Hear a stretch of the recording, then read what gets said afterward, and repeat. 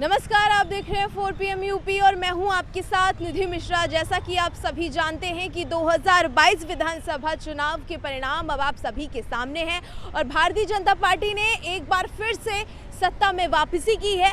ये वापसी ऐतिहासिक इसलिए है क्योंकि 37 साल बाद उत्तर प्रदेश की सरकार में और उत्तर प्रदेश में एक बार फिर से दूसरी बार मुख्यमंत्री पद की शपथ। इस शपथ ग्रहण समारोह ये ऐतिहासिक इसलिए भी हो जाता है क्योंकि योगी आदित्यनाथ वो रिकॉर्ड दर्ज कर लिया है। योगी आदित्यनाथ ने अपने नाम की जब 37 साल बाद एक ही मुख्यमंत्री दोबारा से सत्ता में आया है, यानी कि 10 साल उत्तर प्रदेश के मुख्यमंत्री रहेंगे योगी आदित्यनाथ। 25 मार्च को, जैसा कि आप सभी जानते थे, कि शपथ ग्रहण समारोह था जो संपन्न हो चुका है, शपथ ग्रहण कर ली है। और ऐसे में कई सारी तस्वीरें बदली है, जहां पर एक तस्वीर मुख्यमंत्री योगी आदित्यनाथ की मुख्यमंत्री के तौर पर अभी भी जिंदा है और केशव प्रसाद मौर्य की एज अ डिप्टी सीएम अभी भी जिंदा है। वहां पर आपको बता दें कि ब्रजेश पाठक दूसरे डिप्टी सीएम बन चुके हैं। ब्रजेश पाठक ने बाकायदा शपथ ग्रहण की है और ये तस्वीर जो दिखेगी अब आपको सामने कि योगी आदित्यनाथ एक तरफ होंगे और एक तरफ होंगे केशव प्रसाद मौर्य, उनके साथ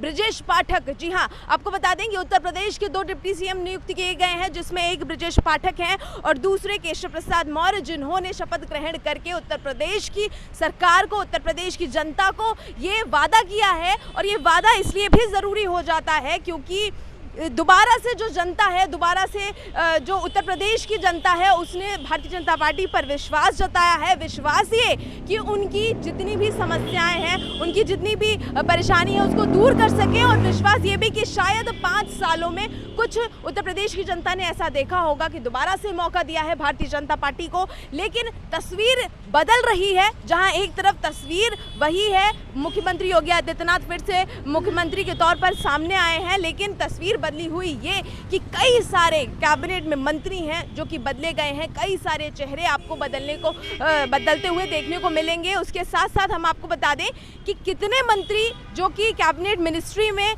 नहीं रहे हैं, जो कि पहले थे अब नहीं है, ये पहले आप सुनिए। अब आप जान लीजिए कि किन मंत्रियों को दोबारा मौका नहीं मिला। डॉक्टर दिनेश शर्मा, आशुतोष टंडन, सतीश महाजन, श्रीकांत शर्मा, सिद्धार्थनाथ सिंह, महेंद्र सिंह, राम नरेश अग्निहोत्री, जय प्रताप सिंह, नीलकंठ तिवारी, नीलिमा कटिहार, अशोक कटिहार, श्रीराम चौहान, मोहसिन रजा, मनोहर लाल मुन्नू कोरी, सुरेश कुमार पासी, अनिल शर्मा, महेश चंद्र शर्मा, डॉक्टर GS धर्मेश, लाखन सिंह राजपूत, चौधरी उदयभान सिंह, रमाशंकर सिंह पटेल, जय कुमार सिंह जैकी, अतुल गर्ग, अजीत पटेल। तो ये थे वो बड़े नाम, वो बड़े दिग्गज चेहरे जो अभी तक 2017 से लेकर 2021-2022 तक सामने थे, आप सभी के सामने थे, कैबिनेट मिनिस्ट्री में थे, मंत्री थे, नेता थे, विधायक थे, लगातार जो है अपनी उत्तर प्रदेश की जनता में, उत्तर प्रदेश की सरकार में नियुक्त थे। लेकिन अब जो है तस्वीर थोड़ी सी बदली हुई है, थोड़ी सी जुदा है कि अब आगे की कैबिनेट मिनिस्ट्री में किस तरह से जो सदस्यता ग्रहण की है, ये भी आपको सुनवाते हैं कि किसने किस पद पर शपथ ग्रहण की है।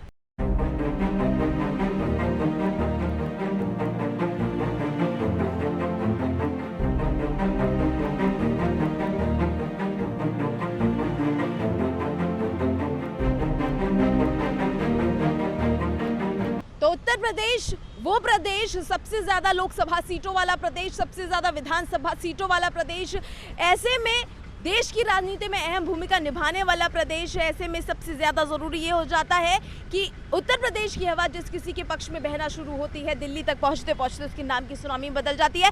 लेकिन ये सुनामी आज योगी आदित्यनाथ के साथ बहती हुई नजर आ रही है, योगी आदित्यनाथ के साथ दिखती हुई नजर आ रही है। उसके साथ साथ एक और जो समीकरण बैठता है वो भी हम आपको बता दें कि 2024 की तैयारी 2022 से शुरू हो गई है, क्योंकि 2024 में आप सभी जानते हैं कि लोकसभा चुनाव हैं और किस तरह से समीकरण बैठ रहे हैं, क्योंकि उत्तर प्रदेश एक बेहद महत्वपूर्ण भूमिका निभाता है, एक बेहद ज़रूरी प्रदेश माना जाता है पूरे देश का। ऐसे में प्रधानमंत्री नरेंद्र मोदी भी उत्तर प्रदेश को मजबूती से देख रहे हैं, महत्वपूर्णता से देख रहे हैं कि उत्तर प्रदेश देश की राजनीति में कितना अहम रखता है। इसके साथ साथ 80 लोकसभा सीटें हैं। हम आपको बता दें कि विधानसभा की जो सीटें लगातार 403 सीटों का जिक्र हम कर रहे थे, उसके साथ साथ अब क्योंकि चुनाव जो 2024 का चुनाव है, 2024 में 80 सीटों का जो समीकरण है वो बैठाना है, क्योंकि सबसे ज़्यादा लोकसभा सीटें हैं उत्तर प्रदेश में। ऐसे में ज़रूरी ये हो जाता है कि उत्तर प्रदेश की सीटों पर क्या हाल है, क्योंकि आपको बता देंगे एक और जो समीकरण है वो भी सामने आया है कि प्रधानमंत्री नरेंद्र मोदी की जो लोकसभा सीट है, जी हाँ, वाराणसी, जो कि उत्तर प्रदेश में ही आती है, उस उत्तर प्रदेश की वाराणसी की जगह से भी 3 मंत्री बने गए हैं। 3 विधायक जो चुने गए थे वो मंत्री के रूप में शपथ ग्रहण कर चुके हैं। ऐसे में बहुत सुंदर तस्वीर देखने को मिलती है कि हाँ, बीजेपी की तरफ एक लंबा तबका झुकता हुआ नजर आ रहा है। 3 मंत्री, 3 विधायक प्रधानमंत्री नरेंद्र मोदी की लोकसभा सीट से, जो कि वाराणसी से है। ऐसे में ये देखना बेहद ज़रूरी हो जाएगा कि 2024 का जो समीकरण है वो 2022 से कैसा सामंजस्य बैठता है।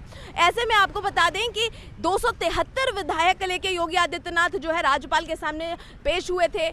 लगातार जो है राज्यपाल की जो सुनिश्चित की गई, राज्यपाल की जो बातों के साथ, सभी के सामंजस्य के साथ ये सामंजस्य बैठा कि 273 विधायक जो है विधानसभा में जाएंगे। ऐसे में 255 जो विधायक है वो भारतीय जनता पार्टी से है, 12 विधायक अपना दल एस से हैं और 6 विधायक निषाद पार्टी से है। निषाद पार्टी की बात कर लें हम तो संजय निषाद को एक महत्वपूर्ण मंत्री पद दिया गया है। उनके साथ साथ अपना दल एस की अनुप्रिया पटेल हैं, उनके जो पति हैं आशीष पटेल को भी एक महत्वपूर्ण पद दिया गया है। उन्होंने भी मंत्री पद में जो है अपना शपथ ग्रहण किया है आज ही के दिन। और ऐसे में ये महत्वपूर्ण हो जाता है कि 2 गठबंधन, भारतीय जनता पार्टी ने 2 पार्टियों से गठबंधन किया है, जिन्होंने 12, एक ने 12 और एक ने 6 विधायक दिए हैं। ऐसे में ये बेहद महत्वपूर्ण हो जाता है कि आखिर उन्हें किस तरह का मंत्री पद दिया गया है, किस तरह का शपथ ग्रहण किया गया है। और शायद सभी गठबंधन, जो छोटी पार्टियां हैं, बड़ी पार्टियां हैं, सभी को बखूबी सम्मान देने की कोशिश की है